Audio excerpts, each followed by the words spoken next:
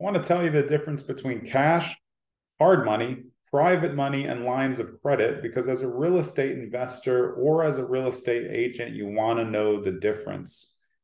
In my opinion, the only thing that's cash is cash. Hard money is not cash, even though someone else is giving you cash to use. I'll explain why. Private money, in some contexts, could feel like cash, still not cash.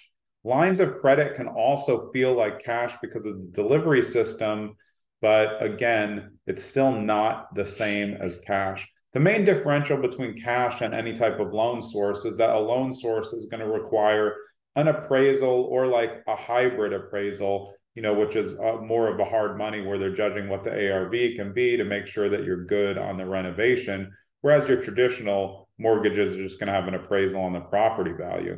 Cash has no appraisal because it's not necessary. I mean, I guess you could do one, but it's not going to, break down a loan that way.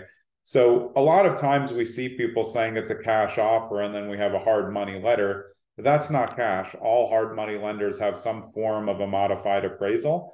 So if that's the case, there's a chance that it might not go through. There is a chance that someone else who's lending money might say no. It's the same for private money, and it's the same in some context for line of credit. So let's start with cash. Cash is awesome, but sometimes you don't want to use it all. So the way that we qualify cash is via a proof of funds. So if you want to use cash for a deal, what you're going to need to present is a proof of funds, preferably from one bank account.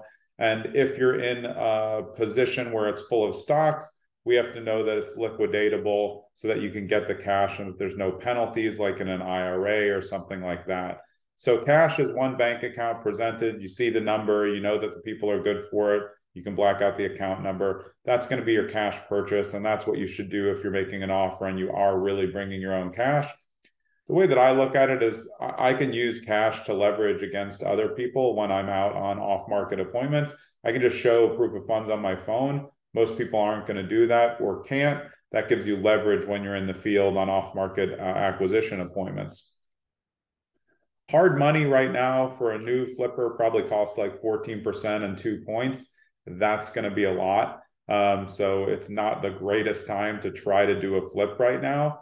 Hard money hits you hard. So you're really going to usually have about a year to pay that back. Hard money does come with a modified appraisal. Some hard money lenders who know the areas aren't really going to do much to secure. They're going to look at the ARV. They're going to look at the property value and know that if they have to take the property back, they'll be able to. They're going to look at what area it's in, what the values are around there, and you're going to get about a year usually to pay it back. Sometimes you can go over on the overage, which there'll be penalties for that, and upgrades in terms of what you're paying. It's a little bit dicey to use hard money, but a lot of new investors, this is the way they get started, and some use it successfully over years. If you're good on your timelines, you're going to be able to cut down on the expenditures. So private money, it can really be two things. You can have private money from a non-bank that still a little bit comes with some form of an appraisal or verification of the property. And then you can have private money from like friends and family, which is probably the most akin to cash.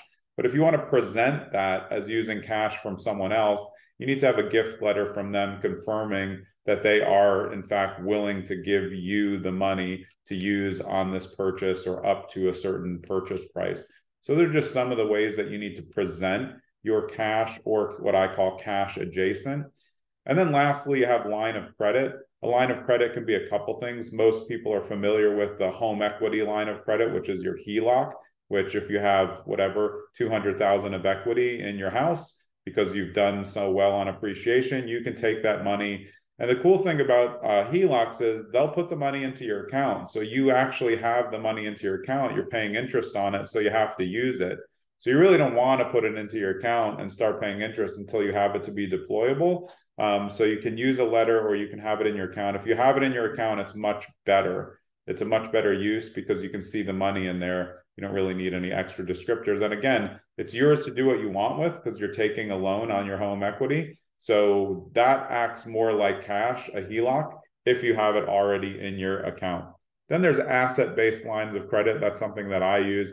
If you have a bunch of assets, you can get a line of credit based on other properties that you own, and that can go up to a certain amount. Those also will have a modified appraisal most of the time, depending on how many deals you've done. But it's pretty easy. If you know what you're doing and they're willing to verify the loan, the appraisal is not really going to go down the tubes. But from a seller's point of view, the only thing that you should be writing on a contract and saying as cash is if it's your own cash.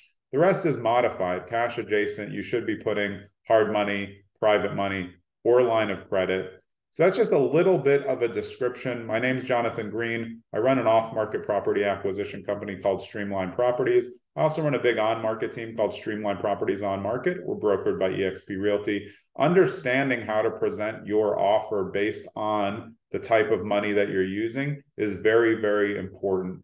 Because if you say that it's cash and then it turns out to be hard money and the rates are going up and then you go from 13 to 16% and don't want to do the deal, you're going to make your agent look bad. So you always want to be clear what it is so that they know what they're accepting. Have a great day.